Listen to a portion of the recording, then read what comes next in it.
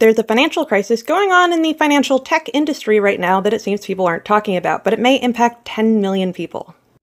Financial apps, it turns out, have been operating with a middleman between brick-and-mortar banks.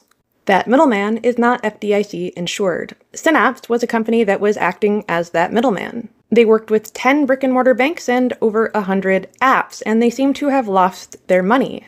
The company filed for bankruptcy in May after banks started asking, where is the money? It seems that they were underreporting what customers had put in, and it seemed to just disappear into the ether. Following their bankruptcy, they shut down their servers, and all of the information on customers is gone. Some early estimates say that $96 million is missing, with individual customers investing up to $200,000. If this sounds like the consequence of a Ponzi scheme, you're right. Ponzi schemes are those that offer unusually high returns, and they are fraudulent. They rely on new customers to pay out older customers. However, they collapse when people start asking for their money. We saw something similar happen with the housing crisis, in which subprime mortgages ended up crashing the economy when people couldn't pay.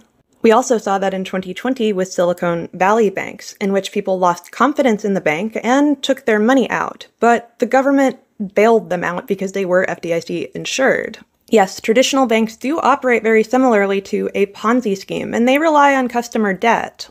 Banks don't actually have the money that you put in. They're not liquid. They rely on new customers to pay out old customers. However, there is a key difference. After the Great Depression, the government decided to regulate the hell out of banks. If a bank can't pay you your money back, they will get a bailout from the government, and the government will give you your money.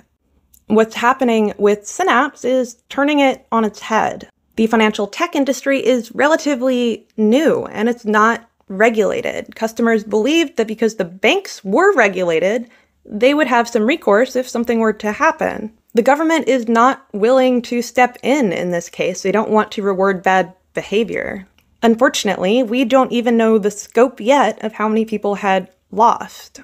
Some early estimates say that Synapse operated with 10 million users. And yes, it is very likely that Synapse was behaving in a criminal manner. Without FDIC insurance on that money, there is little to no recourse for the average person. Even if somebody is required to pay back customers, they may not have that money and very likely don't. Certainly won't after spending a decade battling the legal system.